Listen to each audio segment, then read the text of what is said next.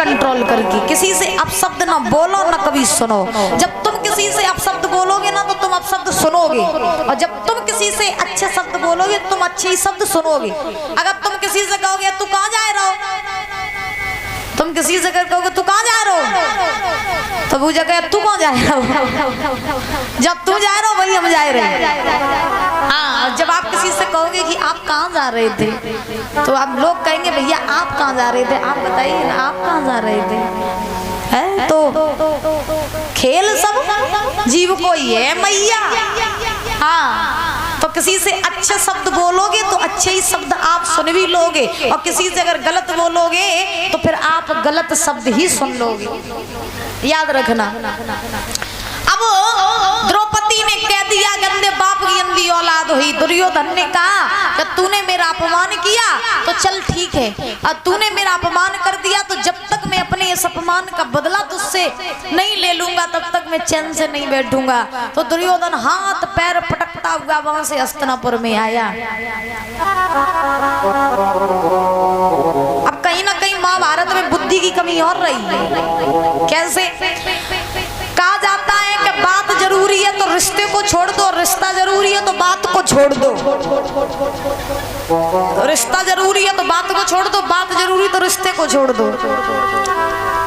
अगर तुम्हें लग रहा है कि हमारे लिए बात ज्यादा जरूरी है और तुम्हारे सगे बाप ने अगर तुमसे कुछ गलत कह भी दिया, बात ज्यादा जरूरी तो बाप को छोड़ दो, और बाप जरूरी है तो बाप ने जो कुछ कही बात को छोड़ दे। दिमाग लगाना थोड़ा सा। हाँ, तो इसीलिए अब जैसे दुर्योधन से द्रौपदी ने किच कह भी दिया था तो दुर्योधन अगर दिमाग लगाता तो बात वहीं खत्म कर सकता था।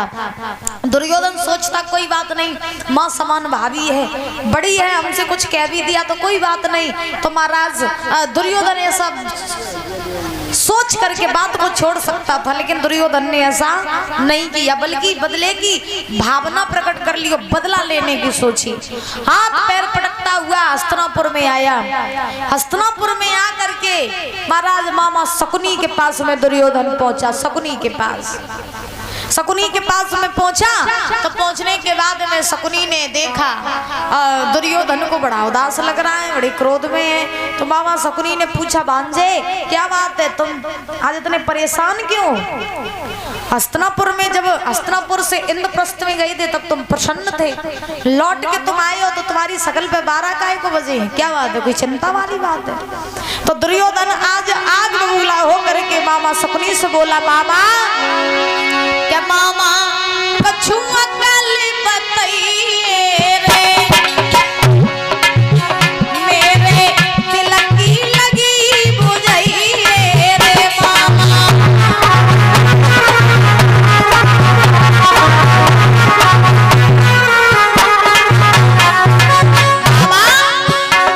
मामा कछुआ कल बताइए रे, मेरे दिल की लगी बुझाइए रे मामा।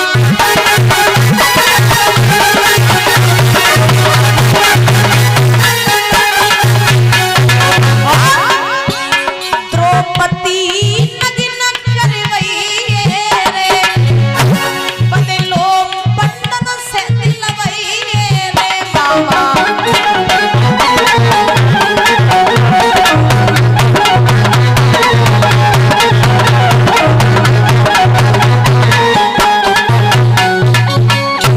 दुर्योधन ने मामा शकुनी से कहा, मामा अगर तुम जानना चाहते हो कि हम परेशान क्यों हैं, हम उदास क्यों हैं, तो मेरी परेशानी का कारण सिर्फ और सिर्फ द्रौपदी है।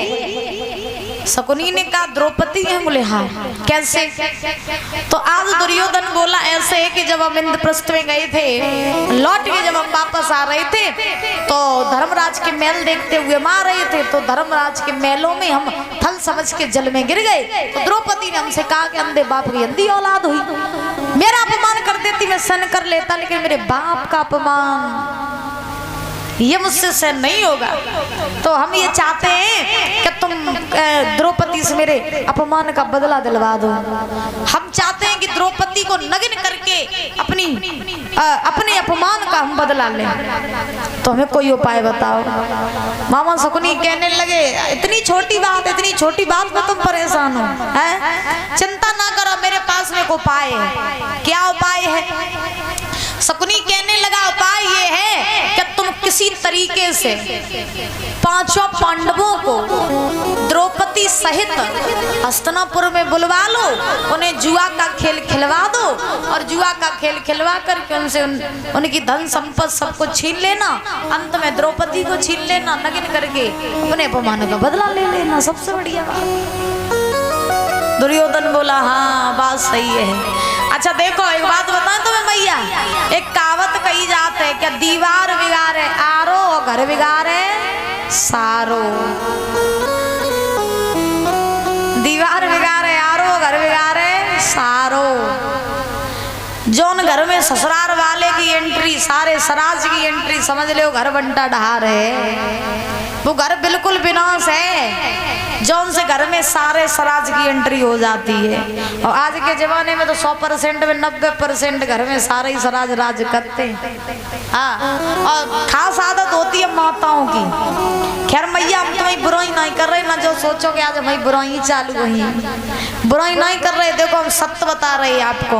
अगर घर में सास बहू की लड़ाई हो जावे तो बहू जा नहीं कहिए कि लाओ सास को हम मनाए ले, ना सास जा कहिए कि लाओ हम अपनी बहू को मनाए ले, बल्कि बहू क्या करेगी, अपने मैं के फोन कर दिए मम्मी आज मेरी डुकरिया ने मुझे ऐसे ऐसे कई भैया को पठे दो, मैं बुलवाए ले, हम घर में रहो नहीं चाहती। हाँ तो महाराज मम्मी कहती बिटिया तू चिंता ना कर, तू ससुरे में दबके न रहिए, न सास का न ससुरते काऊ तो दबके न रहा। अब याल तेरे भैया को पठे रहे, अब याल तो हम घर बुलवाए रहे, तो काहे परेशान है, तेरी मम्मी जिंदा है। हाँ तेरी मम्मी जिंदा है। तो महाराज अब बे भैया आते और अपनी बहन को लिवाए के चले जा, तो बताओ घर बर्बाद है क्या नहीं है? बोला का हमने दिन में बताया था घर में कितनी भी लड़ाइयाँ हो जाएं, कितनी भी, तो उन लड़ाइयों को चार दीवारी के बीच में ही सुलझा लो, किसी तीसरे के पास में बात न पहुंचाओ, चाहे वो तुम्हारे मायके वाले हो, तुम्हारे ससुराल वाले हो, कोई भी हो, घर में चार दीवारी के बीच में महाराज लड़ाइयों को सुलझा लेना ही ठीक होता है। और आज के जमाने में तो लोगों को महाराज ससुराल ही ज्यादा प्यारी है, सबसे ज्यादा। एक दृष्टांत याद आ रहा है तो हम आपको बताए दे रही है। एक लड़का रहे तो उस लड़के को अपने घर से ज्यादा अपनी ससुराल प्यारी थी, बहुत प्यारी ससुराल थी उसको। उसका नियम था कि 6 महीने में 1 महीने के लिए वो अपनी ससुराल में रुकने के लिए जरूर जाता था, जरूर। तो एक समय के बाद बहुत दिन हो गए वो अपने ससुराल नहीं गया। एक दिन वो लड़का ने अपनी मैया से कही मैया आज मेरा मन है कि हम ससुराल में घूमने काजे जाएं। तो मैया ने कही लला तुम तो ससुराल में जात हो तो तुम 1 आध दिन में तो लौट के नहीं आ, तो महीना खड़ तो तुम्हें लग ही जाते, तो अब की दाई तुम जाइयो तो कितने दिन में लौट के आइयो। लला ने कही मैया ज्यादा नहीं है, कुछ 1 महीना, 1 महीने तक ससुराल में रहेंगे, आराम से घर लौट के हम आ जाएंगे। अब मैया बोली लला जाओ चाहो तो चले जाओ। सुबह भैया गए, बोरिया बिस्तरा बंधो और ससुराल में पहुंचिए जाए।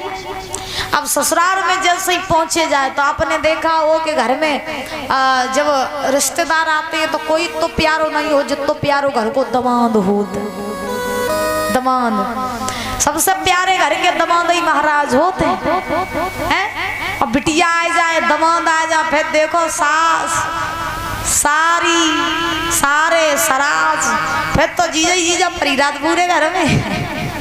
तो अब देखो वे भैया गए ससुराल में पहुंचे, ससुराल में पहुंचे, सासू मैया ने देखो लला दमाद आइए, सारी ने देखो जीजा आइए, सारे ने देखो जीजा जी और बताओ सब ठीक ठाक है? जीजा जी बोले हाँ सब बढ़िया।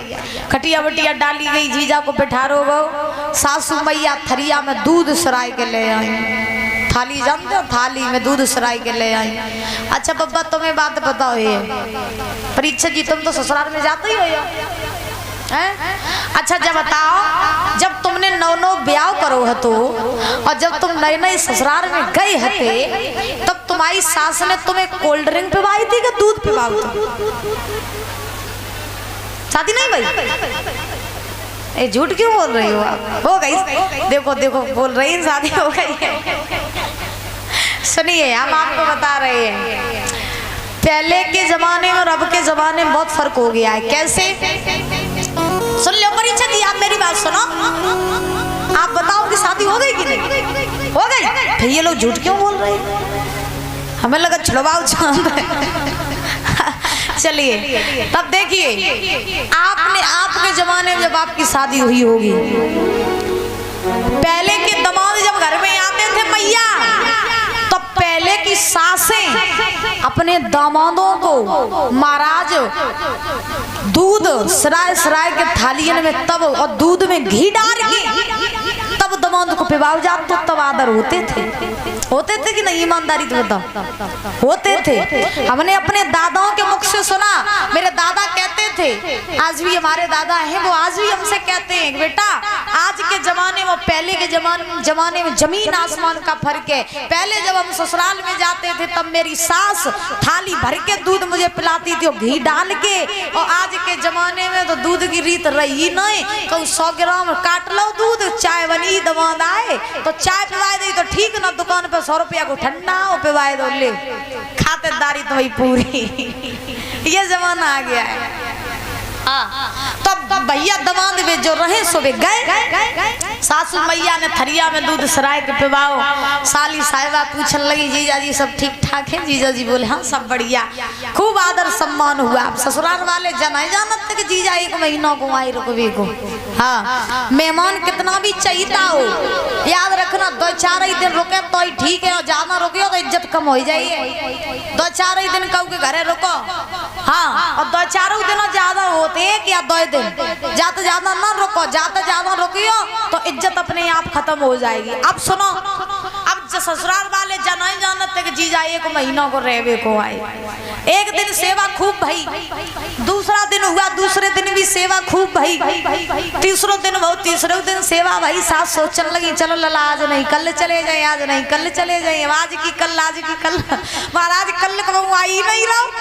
अब धीरे धीरे हुई है 5 दिन सेवा कछु कम भई, 5 के हुई है 10 दिन सेवा कछु और कम भई। अब ससुराल वाले सोच रहे जे आए सो आए, अब जे जाए को ना ही नहीं ले रहे, जे जा ही नहीं रहे। आगे क्या हुआ?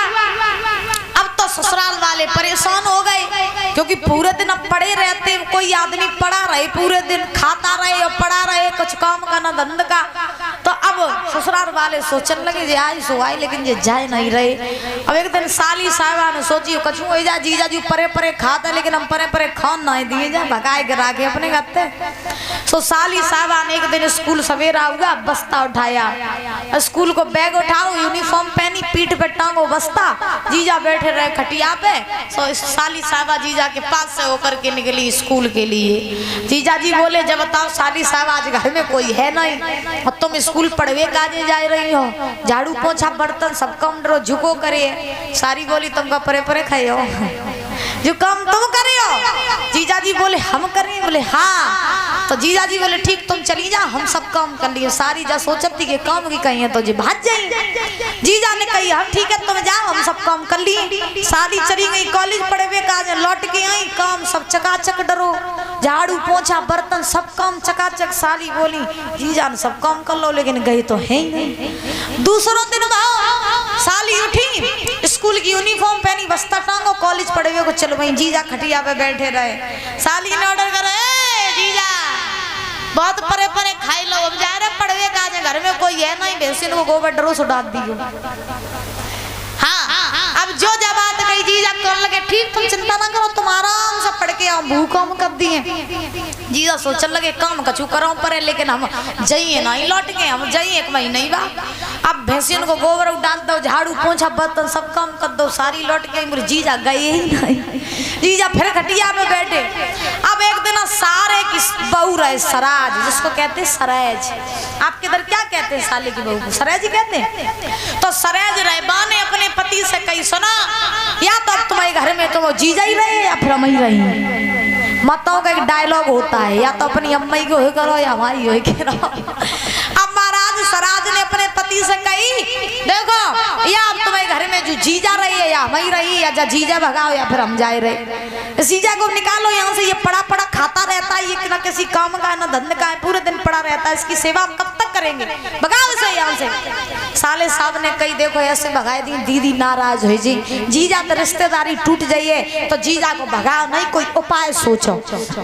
सराज बोली का उपाय सोचे, तो सारे ने कही ऐसो करियो जब जीजा आंगन में बैठे हो गए द्वार है तो हम तुम लड़ाई करन लगी हैं, और लड़ाई करन लगी है तो अपने आप जीजा भाग जाइए। बोली ठीक। अब जीजा बैठे रहे खटिया पे, महाराज सारो भी बाहर से आओ, और सारे की जो पत्नी रहे सराज सो भीतर बनाए रही थी खाना, सो सारे ने आवाज लगाई जब बताओ भोजन बनियो के नहीं बनियो, बनो के नहीं बनो, सो भीतर से आवाज आई दुश्मन बनी तेरी ठटरी सो खाए ले आए। अब जो महाराज ने इतनी बात सुनी कि मेरी पत्नी हमसे ऐसे कह रही, अब झूठी झूठी लड़ाई, सो बे गए सारे साहब, और सारे जैसे ही गए सो उन्होंने अपनी पत्नी को हाथ पकड़ो और खींच के एक कोना में उठाई लाठी, कमरा में बंद कर लो, जाए दरवाजो बंद कर लो। जीजा बैठे बैठे देख रहे थे, जीजा सोचने लगे हाय लड़ाई हमारी मारे हो रही।